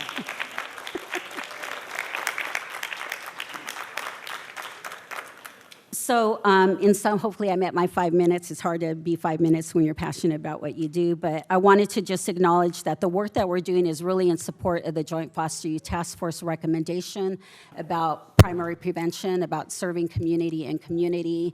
I think what we're doing is really addressing that non-report strategy of trying to support community in different ways. So I think this is a great menu to start. This is very new. Hopefully in year 2 we'll have even stronger data, but for 1 year in, I think that what we have is pretty strong in itself. So with that, I will allow, I know we have a lot of community partners that we volunteer to do. come We have a out. lot of speakers. And what I'm going to do is, I'm sorry to do this, but I'm going to ask folks to do 1 minute, and then we'll do 1 minute translation. So you get, Rocio, do you mind translating that? Just, I don't want people to feel rushed, but I want to make sure everybody can speak, and then I want to make sure we can give feedback. Para los que vinieron para hablar, ahorita en este momento, si pueden hablar solamente 1 minuto, porque hay muchas personas que quieren hablar y no tenemos bastante tiempo para todos. Entonces, 1 minuto y los que hablan español, vamos a poner otro minuto para traducir lo que dijeron. And I'm going to call people in the order that I receive their cards. Okay? Would you translate that too, Rocio? Va a llamar los nombres en el orden que metieron los papeles. Entonces, no hay otro orden especial. So I'm going to invite up Leonard Peroni, Barbara Burns, Jacqueline Herrera, Maria Gallardo, Jacqueline Mora, Esmeralda Garcia, Rianca Marilis. And you can come in any order as I've called your name. Just if I've called your name, please come forward. And don't worry about the order. Just I want to have people, if you're able, just to line up so we can hear from everyone. Just come on forward. The mic is in the podium. Welcome. Go ahead. Welcome. You may begin. Ready? Yes. Thank you so much. My name is Barbara Burns. I'm a developmental psychologist and a faculty researcher at Santa Clara University. And for 40 years, I have been working on ways to partner with communities so that communities can support parent education for young children, especially families who are facing trauma and adversity. Since 2012, I've worked in Santa Clara County at Sacred Heart Community Service. We are now funded by the program that you're going to hear about has been gratefully funded recently by the Department of Family and Child Services, but we've been there for 8 years when we've reached more than 500 or 600 families. And I'll just leave with one quick thing, because I see it's 3 seconds left. Everyone should learn about the science of resilience. Everyone here. Thank you. I wish I could do that in my classes. Yeah. Welcome. All right, keep going, Len. Good evening. I'm Len Perone from Sacred Heart Church in Saratoga. And our Social Justice Committee has supported Sacred Heart Community Service, all their education programs for a very long time. I just wanted to express our support for them.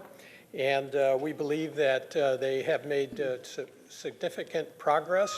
I attended the awards program in Gilroy, and the one thing that keeps coming in my mind is that more than once the promotores, who are the leaders, expressed the fact that They did not know that they were making so many mistakes in raising their children, and that's what this program teaches them to do. So we support it 100%. Thank you. Welcome.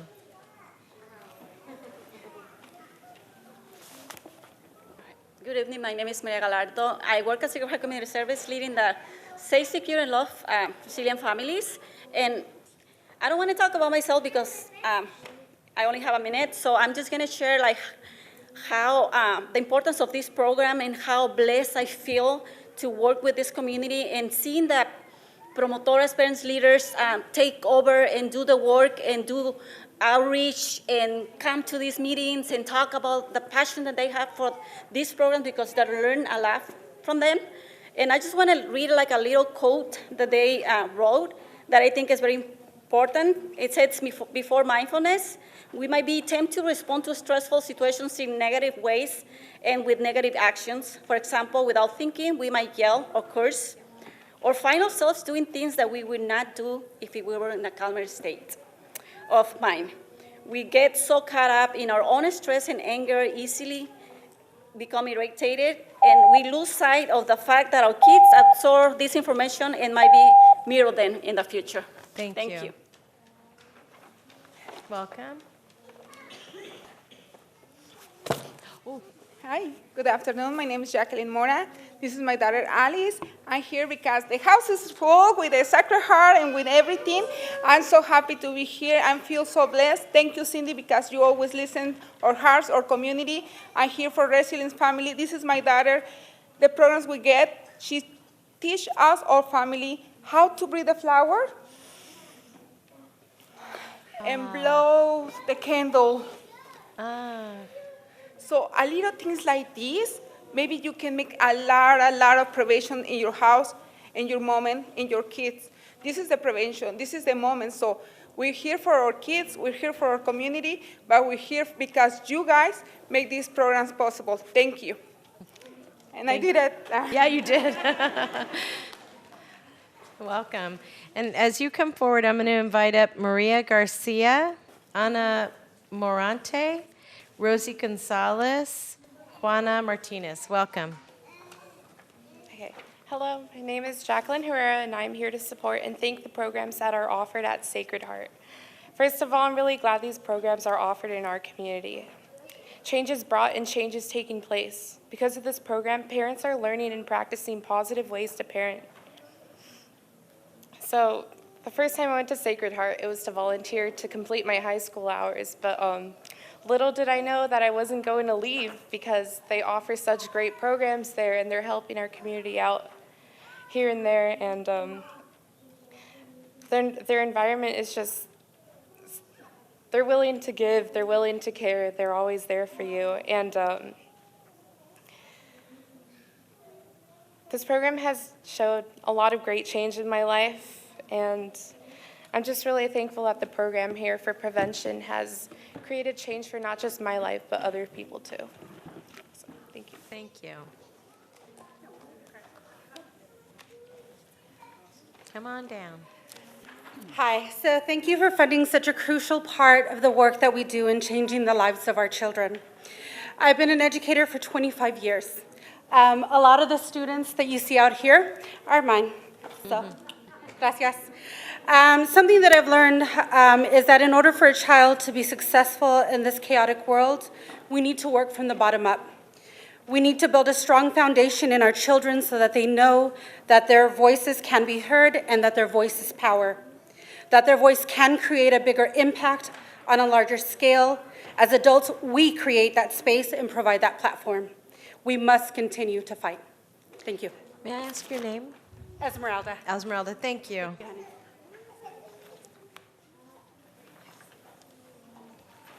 Welcome. Good evening. My name is Bianca Marilas, and I work with Sacred Heart Community Service Center. I'm here to read a letter from one of our promotoras who couldn't make it. A lot of our promotoras couldn't be here due to work to help support their families, but it certainly took a village to bring everyone here in support of this. So first, we want to start by thanking the Santa Clara Children, Seniors, and Families Committee and Finance and Government Operations Committee for funding our program, Safe, Secure, and Loved and Resilient Families, alongside the supervisors who have helped work with the community in championing prevention. This program has majorly impacted many of our lives. We've learned to face many challenges and overcome them. It has prevented us from falling into the system, as well as prevented crises. Safe, Secure, and Loved and Resilient Families provides a foundation for positive long-term effects on kids, adults, and the community. It has provided us with the proper resources and support for prevention. We believe children with strong social emotional skills are better able to cope with everyday challenges and benefit academically and socially in their daily lives. Thank you so much for all of your support. Thank you. And we're going to let the kids clap after each speaker. That might help their attention. Just get it out. So when they're ready, after she's done, you all get to go, yay. All right, welcome. My name is Ana Morante, and I have been serving Santa Clara County families for the last 25 years as a marriage and family therapist. On a daily basis, I see the pain that my clients bring to my office, histories of abuse, neglect, chronic trauma, and those situations are really extremely hard to treat. For that reason, I decided to go also with prevention and to have this program in our community where I see that our families are hurting the same as my clients. However, they get the support from the community. They get support from promotoras. They get support from madrinas. We have had people that have had their house burned. We have families that have lost relatives, 3 relatives in 6 months. We have families with kids wanting to commit suicide. And now they are not alone because they have the support of the community that is there for them. I really want to ask you to please allocate more money for prevention services because our community deserves it and needs it. Thank you. Thank you. Yay! All right. Buenas tardes. Mi nombre es Rosa María. Soy mamá de Natalia y de Mariana. Como mamá, gracias al programa de Familias Resilientes, he recibido herramientas para poder atender las necesidades de mi familia. Y una de ellas es que actualmente practico es la compasión con mis hijas. Y, por ejemplo, con la grande, ante su frustración, solamente puedo regalarle un abrazo, que en ese momento lo que más le llena es la seguridad, sentirse amada, sentirse a salvo y protegida por su familia. Gracias a Dios, también tengo la oportunidad de contribuir a este programa con un granito de arena como promotora. Y alguna vez escuché que somos comunidad sanando comunidad. Gracias. Good afternoon. My name is Rosie. I'm the mother of 2 girls, 4 years old and 6 months. As a mom, I want to thank the Resilient Family Program for the tools that they gave me to take care of my family's needs. One of them is that now I practice compassion when I get frustrated. With my daughter, when I have difficult moments, I have learned to give her a hug, and that gives her calm and security and love. Currently, I can contribute with a little bit of my help. I'm a promotora, and like I heard once, this is really community healing community.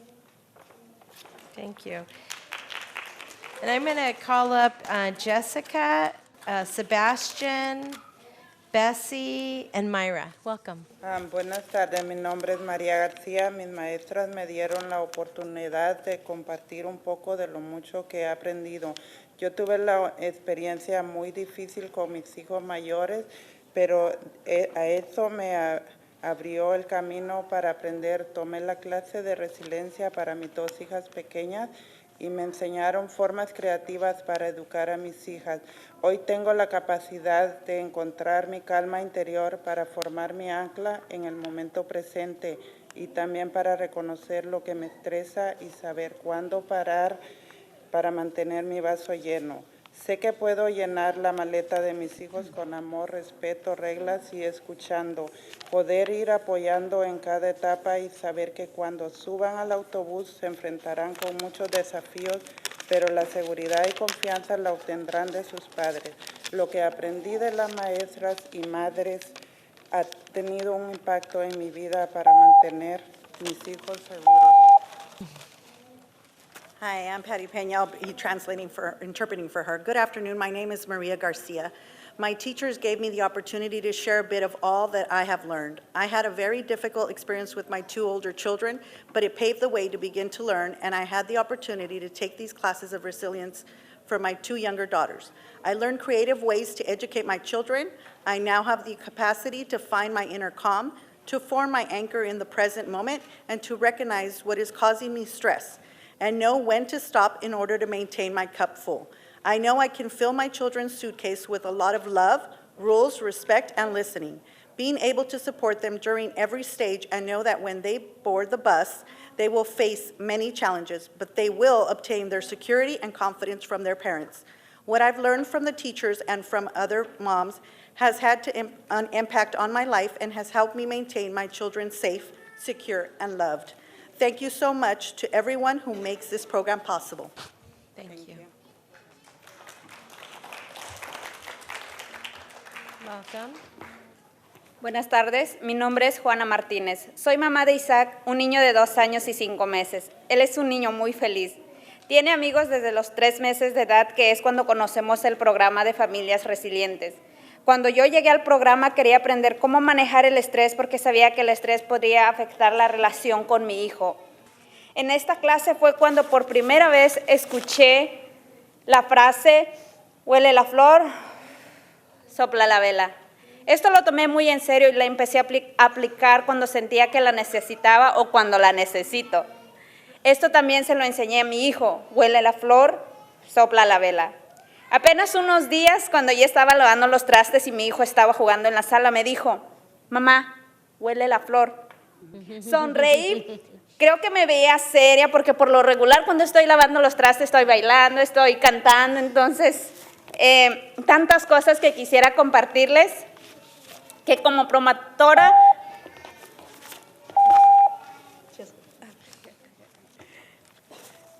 My name is Juana Martinez. I'm the mother of Isaac, a 2-year-old child, and he's a very happy child.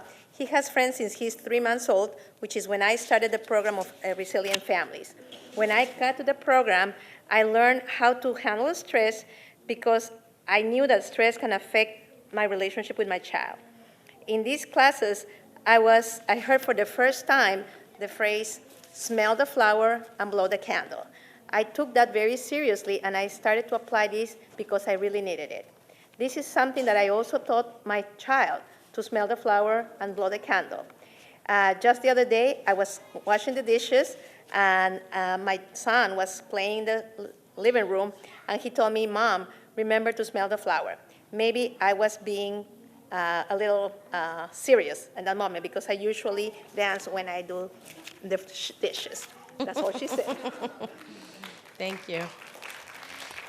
While you come forward, if you just one moment, I'm going to invite up also Ruby, Ana Laura Hernandez, Ma Soledad Teles, Marisol Hernandez, Yasmin Espinosa, and Philip Rodriguez. Welcome. Hi, my name is Jessica. I have a 4-year-old and I'm expecting a little girl. I was looking for parenting classes focusing on managing my stress, and through this program I found what I was looking for. Before the Resilient Families program, I would get easily frustrated when my son couldn't do something and I would yell. Now I focus on my emotions first and then proceed to help him. I am much more present with my son now, and I have learned to manage my emotions and stress. The program follows with a mentor for a whole year who supports us. This is essential because it helps you out of your inner circle to hear your worries. My mentor would remind me of the tools that we learned in the class, and she assured me I would make the right choices as problems arose in my house. I want to be a facilitator for this program to help other mothers going through the same situations, and then for them to have a mentor support them for the whole year after. I ask that you allocate more funds to prevention programs like this in Gilroy to better support our community as they ease our next generations. Thank you for your time. Thank you. Welcome. Yeah, you can come. My name is Sebastian Hernandez. My mother is a promotora in the program. And this program, it has allowed her to be able to help many families, including mine. And how? Well, she has learned how to be able to control her feelings, how to be able to raise us well. And by this, I mean, she is able to be a great mother. I love her dearly. She helps me with my homework. And in even the most stressful situations, she is able to remain calm and help me whenever possible. Wow. Give him a round of applause. Good job, Sebastian. Well done. Good evening, everybody. First, my name is Bessie Espinosa. First and foremost, I want to thank you all for giving this program the opportunity to become a reality and impact the lives of many families, including mine. Now I have to make it short. I believe that expanding extensively the scope and exposure of this program can result in stronger communities. I know that for sure because I am a true example. This program has made me more loving, more compassionate, stronger, better, and and more prepared and confident mom, wife, and human being. I now have the key elements and tools to overcome any struggle or difficulty and know for sure my marriage, my family are more solid and stronger and truly resilient because of this program. Thank you. Thank you. Well done. Welcome. Buenas tardes, mi nombre es Mayra Sánchez, soy voluntaria y promotora en el Sagrado Corazón. Primeramente, me gustaría darle las gracias por los fondos que han dado a nuestro programa de familias resilientes. Y digo nuestro programa de familias resilientes porque me ha ayudado a mí, a mi familia y a muchas de las familias de esta comunidad. Y por ese motivo, hoy quiero darle las gracias y pedirles que sigan beneficiando este tipo de programas porque en realidad nos beneficia a toda la comunidad. Y para poder llevarlo más que nada a esta ciudad y a muchas partes, si es posible. Gracias. Wonderful. Hello there. I'm going to be translating for Mayra. Sanchez. Mayra Sanchez is a volunteer and a promotora for Sacred Heart. She would firstly like to thank all of you for the funds that have been able to make this program continue. And she says our program, because it has helped not only her family, but other families as well, who she has seen have benefited from taking these classes. And that is why she is here today to thank you and also to ask for your continued support for this program. So then that way it could potentially expand into other locations so other families can benefit as well. Thank you. Thank you. And I just want to remind, if you pulled a card and I didn't call your name, come forward. I have Ruby, Ana Laura Hernandez, Soledad Tellez, Marisol Hernandez, Yasmina Espinosa, and Philip Rodriguez. Welcome. You can come in any order. Just, yeah, I just wanted to make sure I called everyone up. Welcome. Buenas tardes, mi nombre es Soledad Telles y yo soy promotora del programa Familias Resilientes. Y estoy aquí para pedirles su apoyo para que nos den los fondos que necesitamos para continuar con nuestro programa de Familias Resilientes. ¿Por qué? Porque yo en lo personal tomé el programa hace 6 años y ahorita soy promotora porque quiero que todas las familias de San José tengan acceso a este programa para ir practicando día a día los hábitos. ¿Por qué? Porque para mí el día a día es un reto. Yo con mi hijo que tiene 7 años, subimos diario al autobús para ir a su escuela, hasta acá hasta el centro, y el día a día es difícil, porque ya en el camión yo ya vengo, desde que salimos yo le digo, hijo, vamos a encontrarnos con personas que están enfermas mentales, necesitamos ser con ellos, practicar el corazón compasivo, necesitamos tener nuestro vasito lleno, ¿para qué? Para darles amor a todos con los que nos encontremos. También necesito que tú y que yo... Soledad Telles.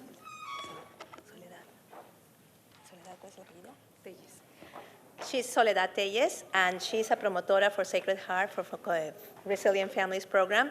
She's very happy to be part of the program, and she's asking that you also provide more funding for this programs like this. It has helped her tremendously in her own family, especially with her 7-year-old child, to practice the tools that she has learned in the program. Especially, I don't remember everything she said, but just the last story about how in a daily basis she has to practice these tools. And when she takes her son to school, They encounter a lot of mentally ill people, and she teaches him how to be compassionate and how to use the compassionate heart in order to deal with people in her community. And she wants to see more families in San Jose benefiting from this program. Thank you. Welcome. Hello, good afternoon. My name is Jasmine Espinosa. I had several positive experiences as a participant of the Resilience Family Program. The first time I joined this workshop, I was in this belief that classes would have a great impact in my family, but this was happened. When I began implementing the teaching of resiliency, I began to notice the magic that began to surge. Being aware of the impact my action and my words have on my child's brain and behavior made me open my eyes. These are very simple things to say, but believe me, it's not easy, especially on this day that we are running around worrying most about paying the rent than focuses in our children. We live in a very high stress state. The teaching I learned are not easy and do not happen overnight. But with consistency, dedication, and love, it is possible. This program has also taught me that to fill my life with love and learn. Thank you so much. Thank you. Welcome. All right, my name is Philip Rodriguez. I'm the founder and CEO of New Hope for Youth. And I just want to come up here and thank you guys for allowing us to be a part of this, this movement here and this change in the system. I myself and my sisters were a part of the system. We were removed from our mother, and we didn't get to see each other for 20 years. And so it's a privilege to come into the homes of these families and be able to try to, not try, but to teach them how to love, how to know that they're worthy of life, right? That they have the power to overcome these obstacles and not have to succumb to the current situation. You know, it's good to take these kids out to pro-socials, to things that they're not able to do. Take them to the zoo, take them to the Academy of Science, to be able to provide food for them, clothing, to help them get off probation, to stay out of jail. I just want to say thank you again, for allowing us to be a part of this. And for these programs here, these people are wonderful, man. Thank you.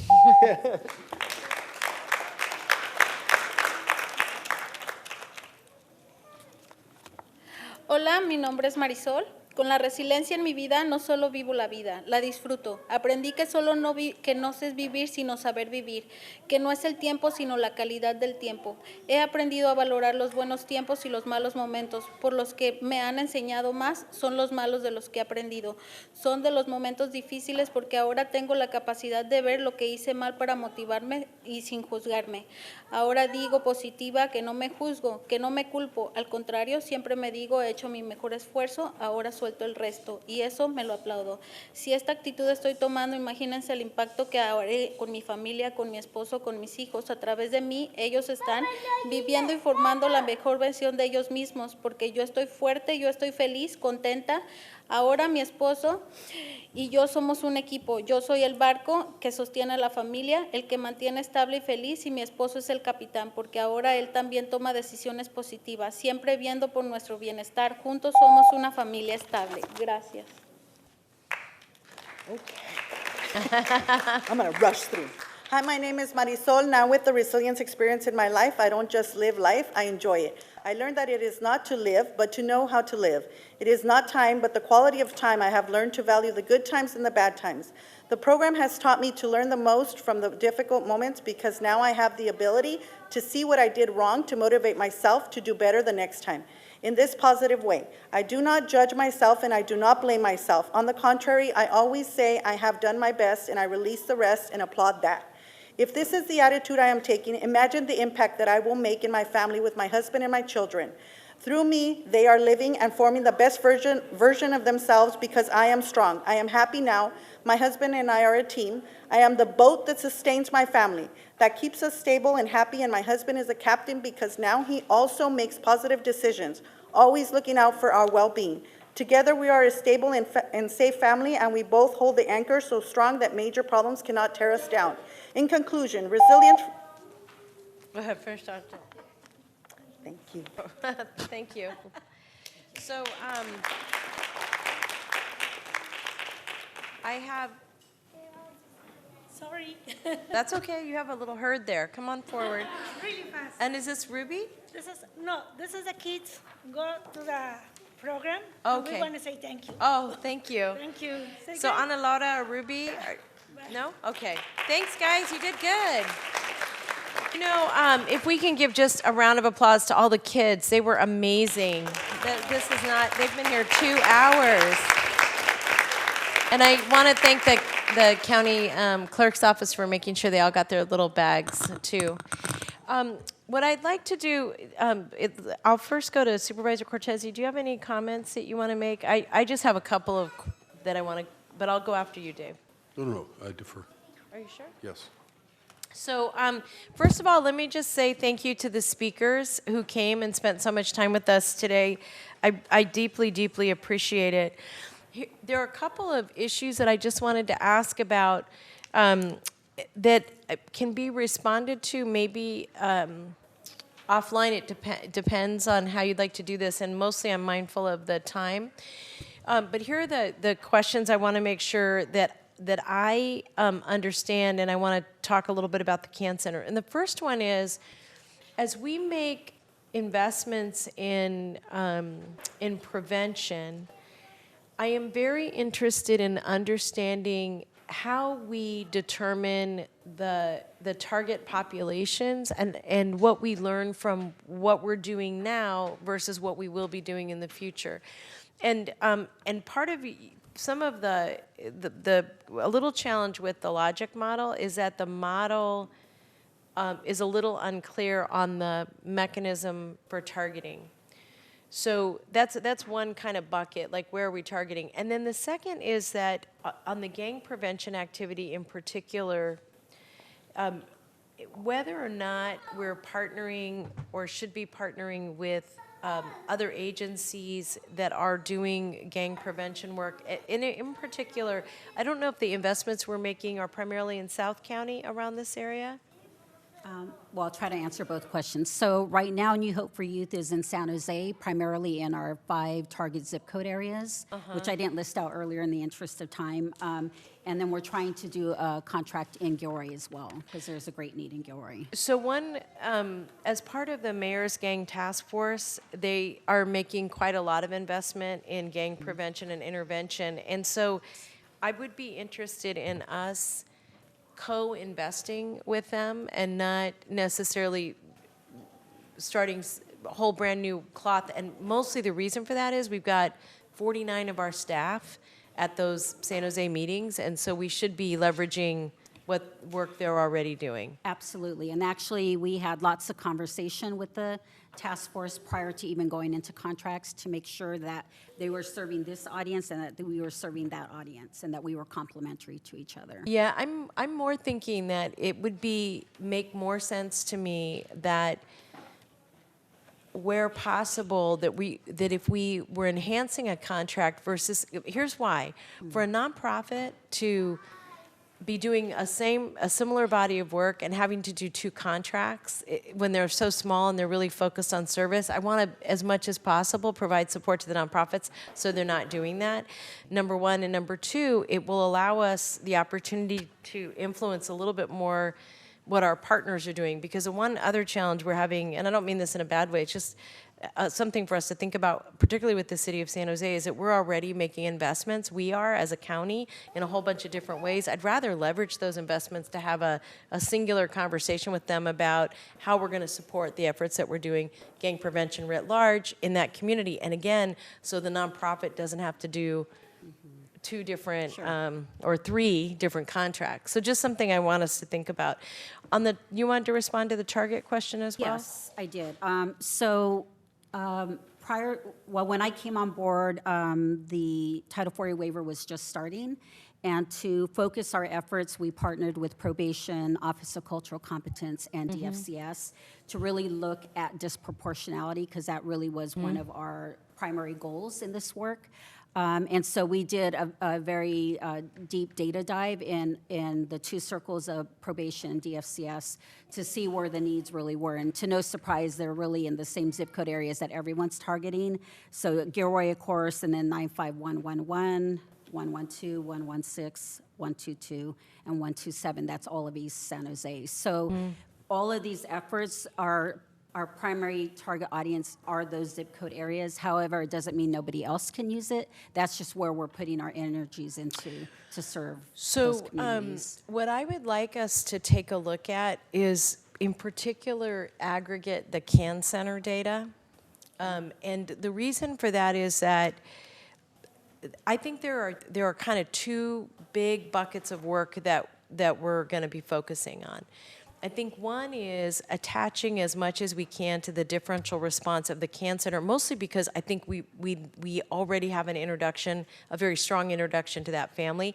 And in some ways, that's more, it's on the bubble of prevention versus intervention. Yes. And so I get we're going to ongoing have that debate, but I am very interested in us understanding what the appropriate interventions are for families that have come to our attention through that process. So that's kind of one body of work. What I think is extremely exciting about what these parents have come forward and talked to us about is I actually think that on a whole different level, Parenting 101 to me just seems like something we should all have an opportunity to have. And it still stuns me that you have to get a driver's license to drive a car, but you need nothing to have a child. And so I think the opportunity to create, because that opportunity is really incredibly important. And I think in that instance where it's just straight up prevention, using zip codes and eventually census tracts as we get through this next census is going to make a ton of sense. But I'm looking at that as prevention on its most broad scale versus a slight, just one hair over on this kind of intervention, which I think between the neighborhood safety unit, the work you're doing through the waiver, that in some respects we're going to have to think a lot about how to focus our efforts and target a little bit. The Office of Gender-Based Violence, are they part of your prevention team now? No. So just one request I would make, the Office of Gender-Based Violence, actually all of our offices in our social justice area, I know you're working with OIR, but yes. All of those offices, every single one of them has prevention dollars. And in one way or another, so we have the gender-based violence has prevention money in it, the domestic violence has prevention money. We've actually made a big effort to push prevention in those areas. In many of those areas, your department is helping us manage the contracts. And so what I would just suggest is that before we get the next update, that we have that internal discussion about alignment with those organizations for a lot of reasons, including your ability to have influence on the structure of those contracts.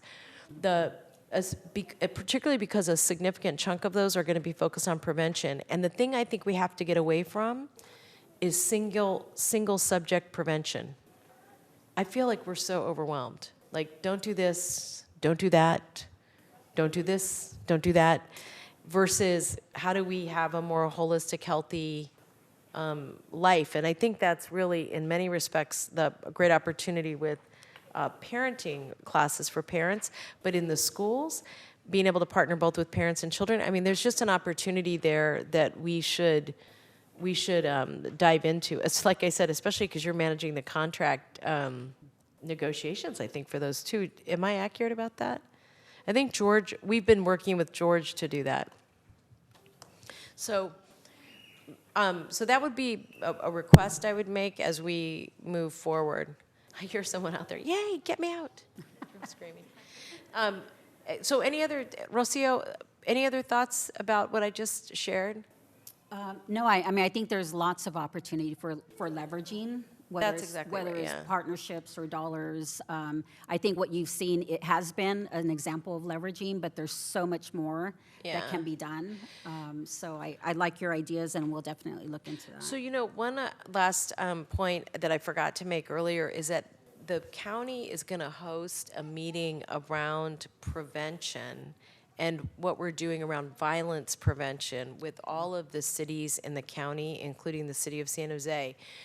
And the reason we're doing that, for those of you who are activists, this may be of some interest to you, is that part of what we want to do is something that Supervisor Cortese has been trying to get us to do since he's been here, which is be able to show all of our city partners what we're investing in, better understand what they're investing in, so that we're leveraging resources, because a lot of the cities feel like we're not doing enough around violence prevention in particular, and I sort of feel like we need more of their help. So we'll be hosting a meeting, I think, in the spring that will have the mayor and the vice mayor of every city invited, the chair and the vice chair of our board, and then being led, I think, Bob, in no small part by you all in your prevention work, and then the Office of Gender Violence, and then the work that they're doing on prevention. So if for no other reason, we might as well be on the same page for that reason. And then the other thing I'll just say that I'm really interested in us taking a look at is continued investments in South County. And really taking a look at when you look at 101, you can go down 101 on, quarter mile on one side and, maybe one in on the other, and that's where all of our high need is. And so, part of the reason we want to do the prevention workshop is so we can physically geo-map for everybody where we're seeing not just hot spots, but warm spots, right? Like where are we countywide? And then take a look at where there are opportunities to leverage between cities. So anyway, great job. Thank you all for coming out. And then if we could, maybe I'll leave it to Bob to figure the best way out, and to our staff who I know are taking notes, the best way for us to make sure that we embed in our strategy around targeting so that we can quantify that and then be able to react to that. Ask you to sit with the Office of Gender Violence Prevention, and then make sure that as we get ready for the violence prevention workshop with all the cities, that we have one presentation from the county that encompasses all the different work we're doing. That's good. All right. And that's all I got. Is that all right? Thanks, everybody, on that one. Good job. And Rocio and your team, thank you for all your passion and thoughtfulness and smarticles that are going into that. And to everybody in our promotores, thank you very much for your madrinas for your work. We really appreciate it. Thank you. Do you have anything else to add for your report? Just quickly, I would say in the spirit of Giving Tuesday, I just wanted to remind folks that as social services, we have lots of giving opportunities for seniors and disabled adults who can be a Secret Santa. Same for foster kids and families. There's lots of opportunities. If folks are interested, they can definitely drop stuff off at our Julian campus. We have the ability to take donations there. And also just remind folks of all the other opportunities that are out there in terms of our partnerships with Second Harvest Food Bank, food donations, clothing donations, and not just the holiday season, we're always accepting donations on behalf of our families and our foster kids, and please be generous and give. Thank you so much. Regina, did you have anything you wanted to add? Just wanted to say real quick that in November, Ignacio met with, and he's the director for the Department of Child Support Services, he did meet with the presiding Superior Court judge, Judge Ryan, and the supervising family law judge, Judge Pegg, to discuss a change in our court calendars, and it's due to a reduced volume of court cases, child support cases. So the court is reducing the number of child support commissioners from 2 to 1.5. Wow. And during that meeting, they were able to restructure the court calendars to maximize the available time slots. And in our two departments, which are Departments 70 and 71, and this is basically lining up with what's been happening in the department over the past 5 years, where we've had a reduction in our calendars have been reduced, and also there was a reduction with one attorney. We had one attorney that retired, and so we didn't replace that attorney. And so the staffing that's been occurring over the past 5 years, it's kind of lining up with all of that, and so the caseloads have lined up as well.